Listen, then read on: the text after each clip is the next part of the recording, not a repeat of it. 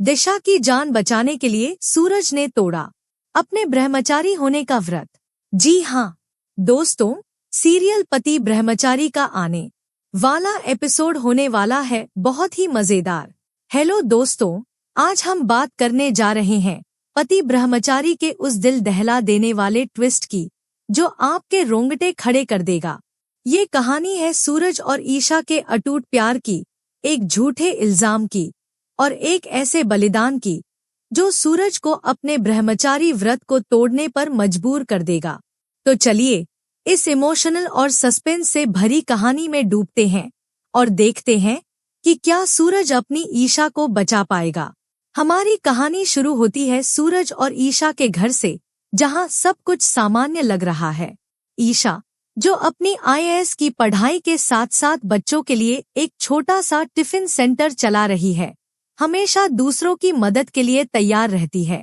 सूरज उसका हर कदम पर साथ देता है और उनकी सास सरला भी अब ईशा को अपनी बेटी की तरह मानने लगी है। लेकिन इस खुशहाल परिवार पर एक बार फिर मुसीबत की काली छाया मंडराने वाली है।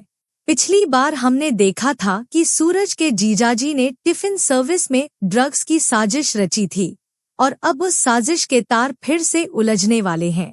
इस बार बच्चों के खाने में जहर मिलने का इल्जाम ईशा पर लगता है। एक दिन मोहल्ले के कुछ बच्चे बीमार पड़ जाते हैं।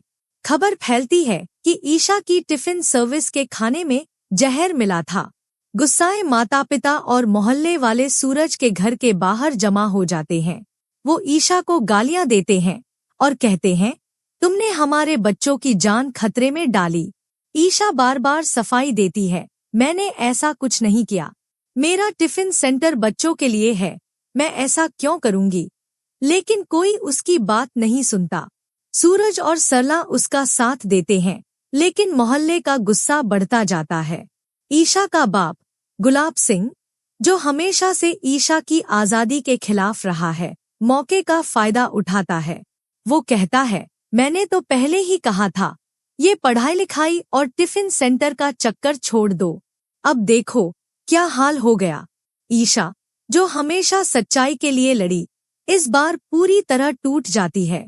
उसे लगता है कि अब कोई उस पर भरोसा नहीं करता। वो रात के अंधेरे में घर छोड़कर चली जाती है और एक नदी के किनारे पहुंचती है।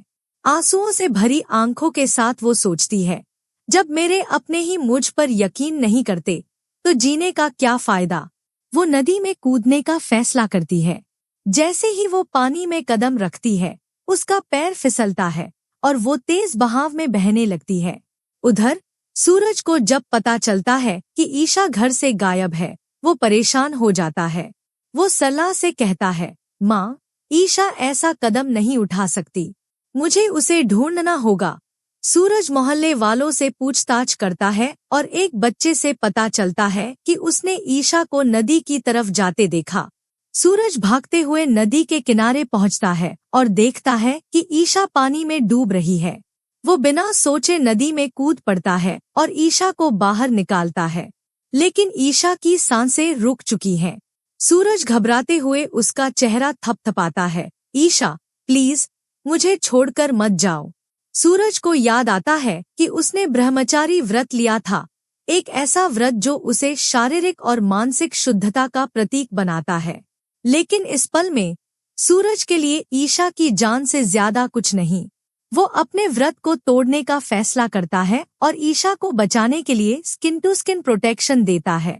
वो ईशा को अपने गर्म कपड़ों से ढकता है, उसे सीने से लगाता है और अपनी सांसों से उसे जिंदगी देने की कोशिश करता है।